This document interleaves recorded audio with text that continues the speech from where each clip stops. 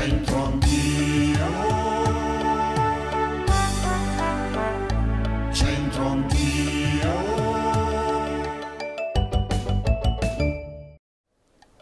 Bentrovati amici, lo sapevate che oltre alla torre di Porta Bruciata tra Piazza Loggia e Piazzetta Tito Speri c'è anche la torre di Porta Paganora? È un po' più nascosta, ma inglobata dentro i portici di via 10 Giornate c'è anche un'altra torre che un tempo faceva parte delle mura della cittadella viscontea, Porta Paganora. Al di sotto di essa, proprio come per Porta Bruciata, possiamo trovare i cardini delle doppie porte che la componevano.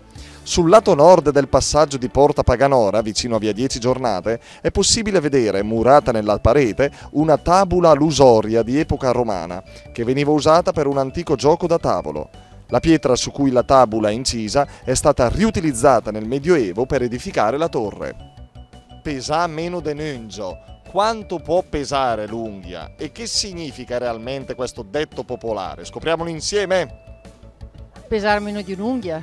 Ecco, questa è la traduzione, però poi nella metafora che vuol dire secondo lei? Non niente. Com'è? Che non conti un cavolo. Grazie, arrivederci. Pesi pochissimo, meno di quanto pesa un'unghia, un grammo neanche. Tu pesi meno di un'unghia, vuol dire che hai uno scheletro vivente. Si sta arrabbiando. No, se si dice a un uomo, una donna, vuol dire che è proprio su uno scheletro, perché, che capito, dai, fa finta di niente, perché mi volevi intervistare. Grazie. Teletutto. Grazie. Pesare meno di un'unghia? No, poco. Quindi secondo lei che vuol dire? Che risvolto ha? Che significato può avere per un bresciano? Pesa meno denuncio. Pesare pochissimo, sostanzialmente, no. Lei è bresciana? Bresciana, sì. Complimenti, anche elegantissima. Grazie, veniamo da una cresima. È andata bene? Benissimo, grazie. Che significa pesa meno denuncio? Traduzione letterale, pesare meno di un'unghia. Poi, così, giusto? Beh, ci siamo applicati, abbiamo fatto un'ottima figura. Grazie. Grazie. Sì, grazie a lei. Che significa pesa meno denuncio? Che si pesa pochissimo. Pesa meno Denuncio. di un'unghia. Pesa meno di un'unghia. Quindi che vuol dire secondo lei? Io il dialetto bresciano non lo conosco. Non ha risposto. No, ho capito dal senso. Pesare poco. Grazie.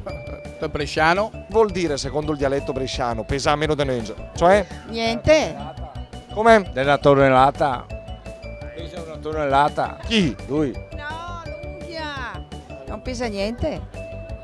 Grazie. Non pesa niente. Da dove venite?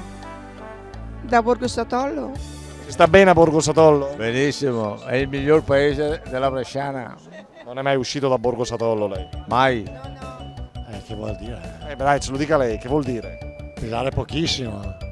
Lei conosce qualcuno che pesa meno denuncio? No. Grazie. Prego, grazie. Lui pesa 75 kg, io 40. Sono quasi la metà. Risponde, parla?